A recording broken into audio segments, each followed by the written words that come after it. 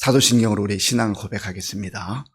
나는 전능하신 아버지 하나님, 천지의 창조주를 믿습니다. 나는 그의 유일하신 아들, 우리 주 예수 그리스도를 믿습니다. 그는 성령으로 잉태되어 동정녀 마리아에게서 나시고 본디오 빌라도에게 고난을 받아 십자가에 못 박혀 죽으시고 장사된 지 사흘 만에 죽은 자 가운데서 다시 살아나셨으며 하늘에 오르시어 전능하신 아버지 하나님 우편에 앉아 계시다가 거기로부터 살아있는 자와 죽은 자를 심판하러 오십니다. 나는 성령을 믿으며 거룩한 공교회와 성도의 교제와 죄를 용서받는 것과 몸의 부활과 영생을 믿습니다. 아멘. 하나님께서 오늘 우리에게 주시는 말씀은 사무엘하 14장입니다. 스루야의 아들 요압이 왕의 마음이 압살롬에게로 향하는 줄 알고 드고아의 사람을 보내 거기서 지혜로운 여인 하나를 데려다가 그에게 이르되 청하건대 너는 상주가 된 것처럼 상복을 입고 기름을 바르지 말고 죽은 사람을 위하여 오래 슬퍼하는 여인같이 하고 왕께 들어가서 그에게 이러이러하게 말하라고 요압이 그의 입에 할 말을 넣어주니라. 드고아 여인이 왕께 아뢰올 때에 얼굴을 땅에 대고 엎드려 이르되 왕이여 도우소서 하니 왕이 그에게 이르되 무슨 일이냐 하니라. 대답하되 나는 진정으로 과부니이다. 남편은 죽고 이 여종에게 아들 둘이 있더니 그들이 들에서 싸우나 그들을 말리는 사람이 아무도 없으므로 한 아이가 다른 아이를 쳐 죽인지라. 온 족속이 일어나서 당신의 여종 나를 핍박하여 말하기를 그의 동생을 쳐 죽인 자를 내놓으라. 우리가 그의 동생 죽인 죄를 갚아 그를 죽여 상속자 될 것까지 끊겠노라 하오니 그러한즉 그들이 내게 남아있는 숯불을 꺼서 내 남편의 이름과 씨를 세상에 남겨두지 아니하겠나이다 하니 왕이 여인에게 이르되 네 집으로 가라. 내가 너를 위하여 명령을 내리리라 하는지라. 드고아 여인이 왕께 아뢰되 내 주 왕이여 그 죄는 나와 내 아버지의 집으로 돌릴 것이니 왕과 왕위는 허물이 없으리이다. 왕이 이르되 누구든지 네게 말하는 자를 내게로 데려오라. 그가 다시는 너를 건드리지도 못하게 하리라. 여인이 이르되 청하건대 왕은 왕의 하나님 여호와를 기억하사 원수 갚는 자가 더 죽이지 못하게 하옵소서. 내 아들을 죽일까 두렵나이다 하니 왕이 이르되 여호와께서 살아 계심을 두고 맹세하노니 네 아들의 머리카락 하나도 땅에 떨어지지 아니하리라 하니라. 여인이 이르되 청하건대 당신의 여종을 용납하여 한 말씀을 내 주 왕께 여쭙게 하옵소서 하니 그가 이르되 말하라 하니라. 여인이 이르되 그러면 어찌하여 왕께서 하나님 백성에게 대하여 이 같은 생각을 하셨나이까? 이 말씀을 하심으로 왕께서 죄 있는 사람같이 되심은 그 내쫓긴 자를 왕께서 집으로 돌아오게 하지 아니하심이니이다. 우리는 필경 죽으리니 땅에 쏟아진 물을 다시 담지 못함 같을 것이오나 하나님은 생명을 빼앗지 아니하시고 방책을 베푸사 내쫓긴 자가 하나님께 버린 자가 되지 아니하게 하시나이다. 이제 내가 와서 내 주 왕께 이 말씀을 여쭙는 것은 백성들이 나를 두렵게 함으로 당신의 여종이 스스로 말하기를 내가 왕께 여쭈오면 혹시 종이 청하는 것을 왕께서 시행하실 것이라. 왕께서 들으시고 나와 내 아들을 함께 하나님의 기업에서 끊을 자의 손으로부터 주의 종을 구원하시리라 함이니이다. 당신의 여종이 또 스스로 말하기를 내 주 왕의 말씀이 나의 위로가 되기를 원한다 하였사오니 이는 내 주 왕께서 하나님의 사자같이 선과 악을 분간하심이니이다. 원하건대 왕의 하나님 여호와께서 왕과 같이 계시옵소서. 왕이 그 여인에게 대답하여 이르되 바라노니 내가 네게 묻는 것을 내게 숨기지 말라. 여인이 이르되 내 주 왕은 말씀하옵소서. 왕이 이르되 이 모든 일에 요압이 너와 함께 하였느냐 하니 여인이 대답하여 이르되 내 주 왕의 살아계심을 두고 맹세하옵나니 내 주 왕의 말씀을 좌로나 우로나 옮길 자가 없으리이다. 왕의 종 요압이 내게 명령하였고 그가 이 모든 말을 왕의 여종의 입에 넣어 주었사오니 이는 왕의 종 요압이 이 일의 형편을 바꾸려 하여 이렇게 함이니이다. 내 주 왕의 지혜는 하나님의 사자의 지혜와 같아서 땅에 있는 일을 다 아시나이다 하니라. 왕이 요압에게 이르되 내가 이 일을 허락하였으니 가서 청년 압살롬을 데려오라 하니라. 요압이 땅에 엎드려 절하고 왕을 위하여 복을 빌고 요압이 이르되 내 주 왕이여 종의 구함을 왕이 허락하시니 종이 왕 앞에서 은혜 입은 줄을 오늘 아나이다 하고 요압이 일어나 그술로 가서 압살롬을 데리고 예루살렘으로 오니 왕이 이르되 그를 그의 집으로 물러가게 하여 내 얼굴을 볼 수 없게 하라 하매 압살롬이 자기 집으로 돌아가고 왕의 얼굴을 보지 못하니라. 온 이스라엘 가운데에서 압살롬같이 아름다움으로 크게 칭찬받는 자가 없었으니 그는 발바닥부터 정수리까지 흠이 없음이라.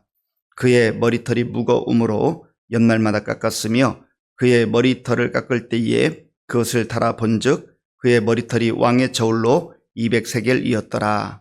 압살롬이 아들 셋과 딸 하나를 낳았는데 딸의 이름은 다말이라. 그는 얼굴이 아름다운 여자더라. 압살롬이 이태 동안 예루살렘에 있으되 왕의 얼굴을 보지 못하였으므로 압살롬이 요압을 왕께 보내려 하여 압살롬이 요압에게 사람을 보내 부르되 그에게 오지 아니하고 또 다시 그에게 보내되 오지 아니하는지라. 압살롬이 자기의 종들에게 이르되 보라 요압의 밭이 내 밭 근처에 있고 거기 보리가 있으니 가서 불을 지르라 하니라. 압살롬의 종들이 그 밭에 불을 질렀더니 요압이 일어나 압살롬의 집으로 가서 그에게 이르되 어찌하여 네 종들이 내 밭에 불을 질렀느냐 하니 압살롬이 요압에게 대답하여 내가 일찍이 사람을 네게 보내 너를 이리로 오라고 청한 것은 내가 너를 왕께 보내 아뢰게 하기를 어찌하여 내가 그술에서 돌아오게 되었나이까. 이때까지 거기에 있는 것이 내게 나았으리이다 하려 함이로라. 이제는 네가 나로 하여금 왕의 얼굴을 볼 수 있게 하라. 내가 만일 죄가 있으면 왕이 나를 죽이시는 것이 옳으니라 하는지라. 요압이 왕께 나아가서 그에게 아뢰매 왕이 압살롬을 부르니 그가 왕께 나아가 그 앞에서 얼굴을 땅에 대어 그에게 절하매 왕이 압살롬과 입을 맞추니라. 아멘. 다윗의 범죄 이후에 그의 집안에 많은 일들이 벌어집니다. 첫째 왕자였던 암논이 그의 이복 노이를 범하게 되었고 그리고 그것으로 인하여서 친오라버니인 압살롬이 참고 때를 기다렸다가 결국은 암논을 죽이게 되었습니다. 그리고 그는 그술이라고 하는 지역으로 도망을 하게 됐습니다. 그리고 세월이 흘러서 3년이 지나게 되었습니다. 아버지였던 다윗의 그 심정이 어땠을까요? 얼마나 생각이 복잡했겠습니까? 마음이 힘들었겠습니까? 형제지간에 불화가 일어났고 또 있어서는 안 될 일이 일어나는 그러한 상황 속에 아들 하나는 죽었고 또 압살롬은 그술로 도망쳐서 3년이라는 세월이 흘렀습니다. 그 자식을 잃은 그 부모의 마음, 아비의 마음이 어떻겠어요? 그래도 또 살아있는 아들, 그 압살롬을 향한 아버지의 마음이 있지 않겠습니까? 속상하기도 하고 밉기도 하고. 그렇지만 또 그는 어떻게 지내고 있는가 하는 그런 마음이 있지 않겠어요? 이런 마음을 다윗의 군대 장관이었던 요압이 읽은 겁니다. 왕 옆에 늘 있으니까 왕의 그 일거수일투족을 다 보지 않겠어요? 말하지 않아도 그 얼굴 표정에 나타나지 않겠습니까? 자, 오늘 본문 1절 말씀 1절을 우리 함께 읽겠습니다. 수르야의 아들 요압이 왕의 마음이 압살롬에게로 향하는 줄 알고 아멘. 13장 38절에 보면 압살롬이 도망해서 그술에 가서 산지가 3년이 지났다 그런 말씀이 있습니다. 그러니까 3년의 세월이 흐른 겁니다.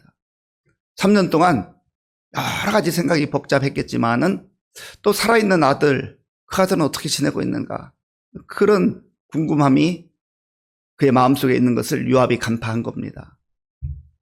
그래서 요압이 드고아의 사람을 보내서 한 여인을 찾습니다. 지혜로운 여인을 찾아서 다윗 왕에게 보내주요.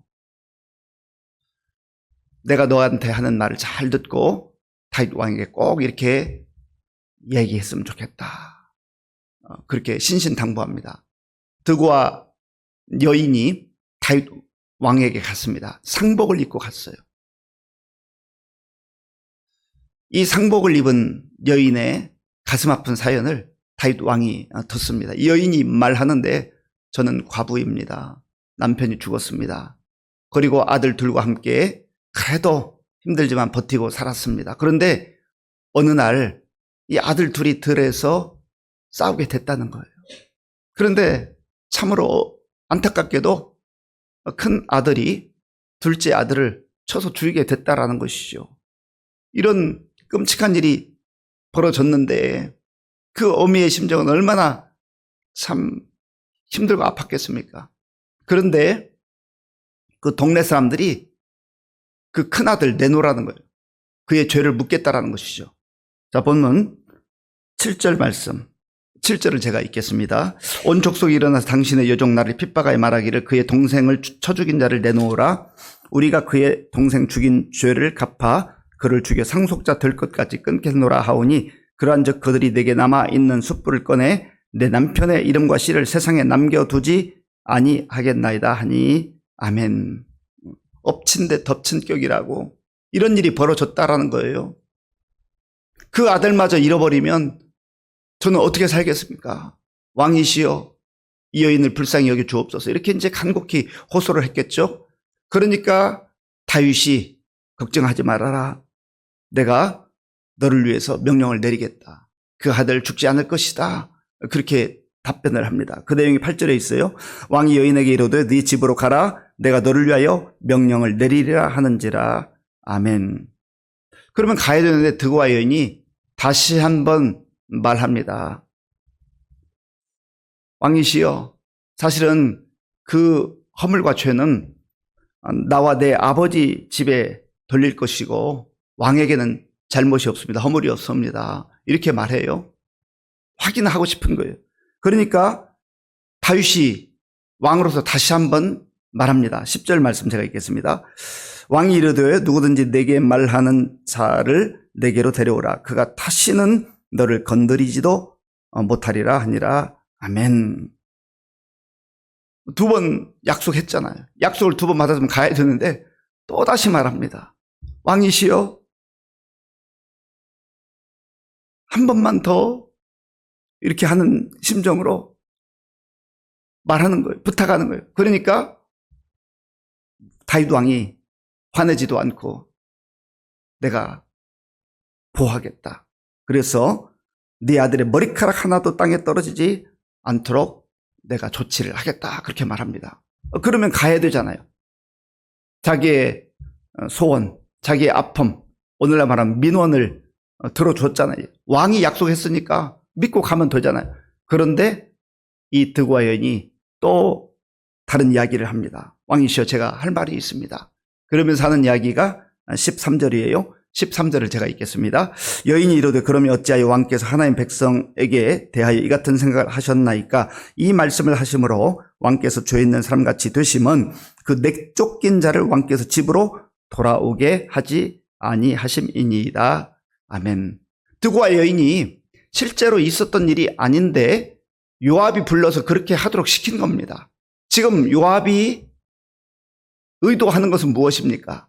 이 여인의 개인적 처지와 형편을 도와달라고 하는 그런 요청이 아니라 지금 쫓겨가 있는 도망자 신세인 압살롬, 그를 불쌍히 여겨달라는 그런 내용인 것이죠.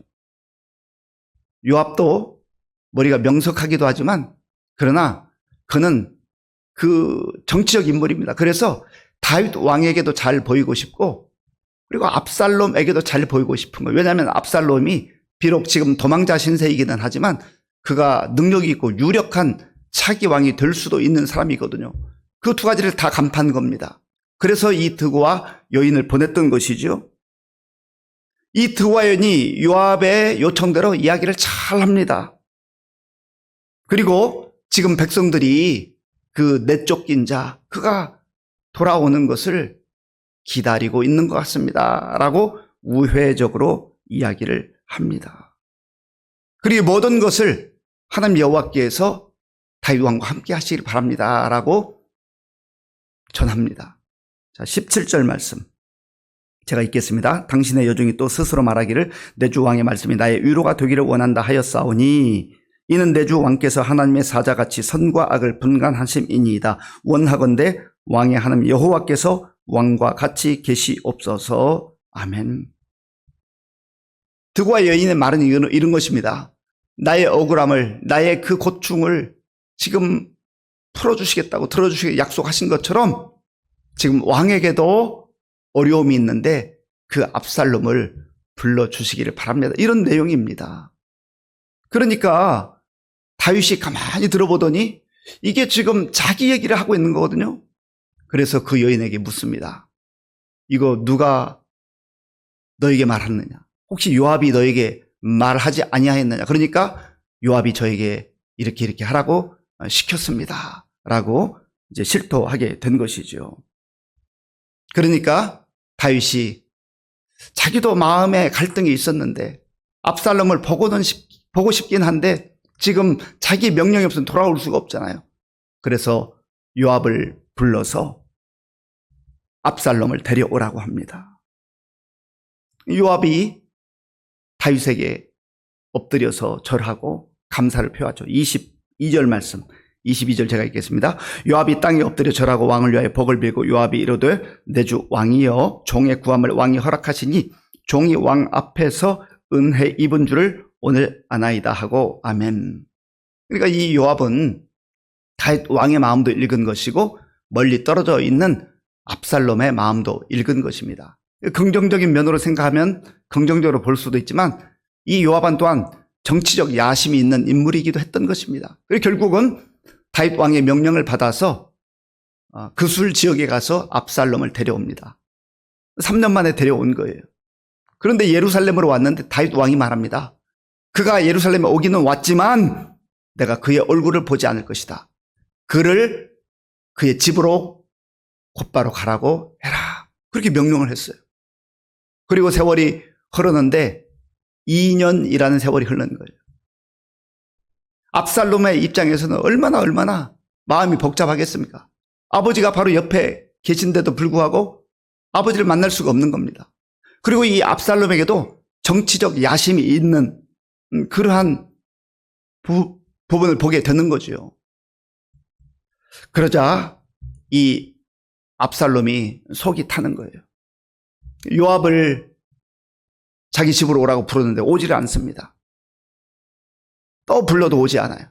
그러니까 이 압살롬이 자기 종들에게 저기 요압 밭이 있는데 거기 가서 불을 질러라. 불을 질렀어요. 왜 이렇게 했느냐 그러니까 이제 압살롬이 시켰다고 하지 않겠어요? 그러니까 헐레벌떡 왔습니다. 왜 우리 밭에 불을 질렀냐? 그러니까 이 압살롬이 자기 속내를 얘기해요. 내가 여기 왔는데 아버지를 만날 수도 없고 그러면 나는 완전히 고립된 상황 속에서 내가 차라리 전에 그 술에서 있었은 때가 나았던 것 같다. 아니 차라리 내게 죄가 있으면 나에게 벌을 가하시도록 그렇게 말씀을 드려라 하는 거예요. 자, 본문 32절 말씀. 32절을 제가 읽겠습니다. 압살롬이 요압에게 대답하되 내가 일찍이 사람을 네게 보내 너를 이리로 오라고 청한 것은 내가 너를 왕께 보내 아뢰게 하기를 어찌하여 내가 그 술에서 돌아오게 되었나이까. 이때까지 거기에 있는 것이 내게 나았으리이다 하려 함이로라. 이제는 네가 나로 하여금 왕의 얼굴을 볼 수 있게 하라. 내가 만일 죄가 있으면 왕이 나를 죽이시는 것이 옳으니라 하는지라. 아멘. 이 압살롬의 말 속에서 자기 자신의 허물을 아직도 제대로 뉘우치지 않고 있다는 걸 보게 되는 거예요. 만일 내가 죄가 있으면 왕이 차라리 날 죽이시는 게 좋겠다. 답답하고 힘든 건 알지만 자기가 그 암논을 죽인 거에 대해서 마치 다말을 범했기 때문에 어쩔 수 없이 죽였다라고 하는 그런 생각을 아직까지도 갖고 있는 겁니다. 그러니까 아버지의 마음도 제대로 읽지 못하는 것이고, 더 깊이는 하나님 앞에서 내가 죄를 범했다라고 하는 그러한 죄의식이 없는 거예요. 그냥 자기의 답답함만 호소하고 있는 겁니다. 그래서 이제 우리가 또 내일 묵상하게 되겠습니다만 그의 허물이 드러나는 것을 보게 돼요. 요압이 이제 다윗 왕에게 가서 이러한 상황을 다시 설명해요. 왕이시여, 이왕에 여기에 오도록 허락하셨는데 벌써 세월이 2년 흘렀습니다. 그리고 압살롬이 도망자 신세로 지냈던 것까지 하면 5년의 세월이 흐른 거예요. 지금 바로 코앞에 두고도 아들을 만나지 못하는 왕의 마음이 얼마나 힘드시겠습니까? 뭐 이렇게 얘기를 했겠죠. 그래서 다윗 왕이 마음을 열고 그 압살롬을 데려오라고 합니다. 그리고 5년 만에 상봉을 하고 그저 끌어안고 우는 장면으로 오늘 본문은 마무리되게 됩니다. 사랑하는 성도 여러분, 이 죄의 흔적에 대해서 제가 말씀을 드렸습니다. 죄를 짓는 것이 그것만으로 끝나는 것이 아니라 하나님께서 때로 용서해 주시고 또 받아주시고 사랑의 채찍을 가하실 때도 있지만, 그러나 죄로 인한 그러한 흔적과 열매들이 이렇게 관계들을 다 끊어놓는 거예요. 복잡하게 만드는 거예요. 그래서 우리가 죄를 미워하고 우리의 모든 죄를 십자가에 못 박고 정말 이제는 하나님 앞에서 성령님의 인도하심을 따라 거룩한 백성으로 사는 것이 가장 복된 삶이라 하는 것입니다.